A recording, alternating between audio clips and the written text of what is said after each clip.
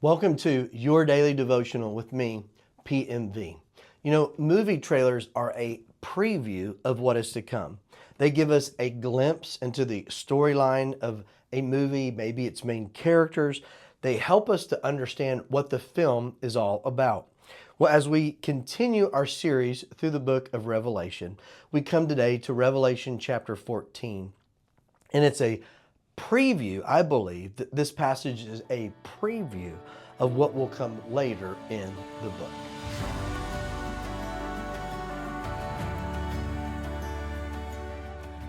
All right, so Revelation chapters 11 through 14 are an interlude in the midst of the tribulation. And it's possible that chapters 11, 12, and 13 portray the same events, but from different perspectives.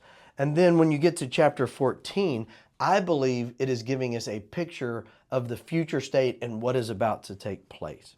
We enter into the bowl judgments following chapter 14 and then God's final victory over his enemies. And so some take chapter 14 very literally as an event that occurs mid-tribulation, but I don't think that that's necessarily the case. I think right before the last round of God's judgments on the earth begin, we are given a reminder of what it is all moving towards. We're given a vision of what the end will look like.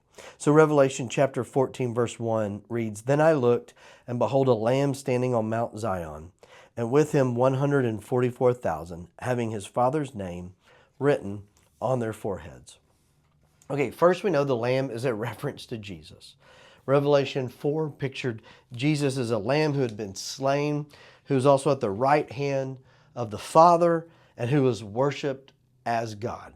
Second, we must ask the question, is Jesus standing on earthly Mount Zion? Is that where he's at? Is this Jerusalem on earth, or is this a heavenly Mount Zion? Well, we have seen in the book of Revelation that there are many connections to Psalm chapter 2, or the second Psalm. Psalm 2 is a messianic psalm that speaks of Jesus' rule over the nations. And Psalm 2:6 portrays God the Father saying to Jesus, "Yes, I have set my king on my holy hill of Zion." So what I believe Revelation chapter 14:1 is doing is it's a picture of the saints who have persevered and will now come out of the great tribulation in victory. As we work through the following few verses, we'll see several things that I think point to that interpretation. A third thing we notice about this verse is the 144,000 with the seal of God on their foreheads. We know back in Revelation chapter 7, God sealed those who belong to him. The sealed of God are in contrast, as we've seen recently, to those who received the mark of the beast. That was Revelation 13. So we've also seen in Revelation that God does not pour out his wrath on his children, those who are sealed. He pours out his wrath on the unbelieving and unrepentant world who refuse to follow him even in the face of his judgments. Then the unbelieving world, Satan, the Antichrist, and the false prophet persecute the people of God, but God also protects his people for a time. And I believe Revelation 14:1 introduces us to a heavenly scene, that to those who overcome, they will conquer with Christ. But for now, they must hold fast. While things are hard now, the end is coming. Christ will return and they will reign with him. Remember, the book of Revelation was originally written to 7 churches in Asia Minor who were suffering persecution for their faith.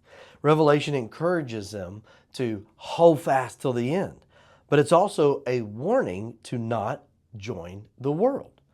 Okay, so moving on, verses 2 and 3, Revelation 14:2 and 3. "And I heard a voice from heaven like the voice of many waters, and like the voice of loud thunder, and I heard the sound of harpists playing their harps. They sang as it were a new song before the throne, before the 4 living creatures and the elders, and no one could learn that song. No one could learn that song except the 144,000 who were redeemed from the earth."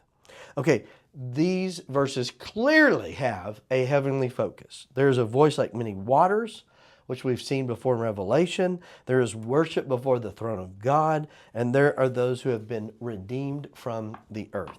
So the 144,000 represent those believers who come out of the tribulation. Now they're worshiping before God's throne in victory.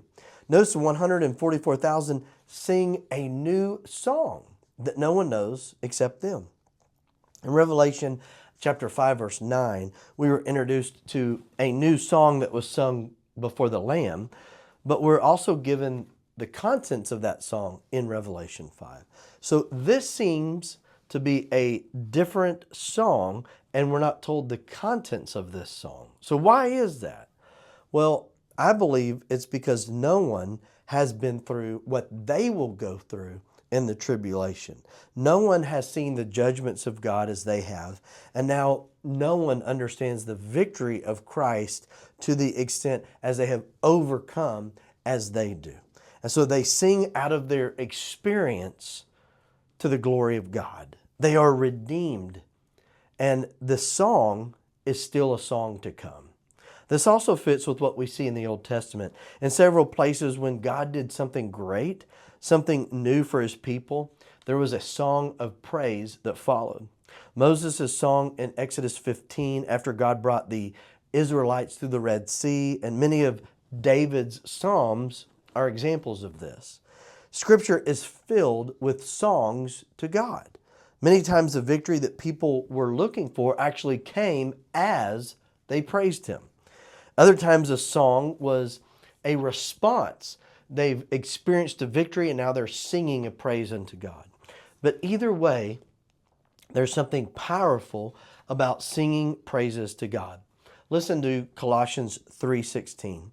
And let the peace of God rule in your hearts, to which also you were called in one body, and be thankful. This was my grandfather's life verse.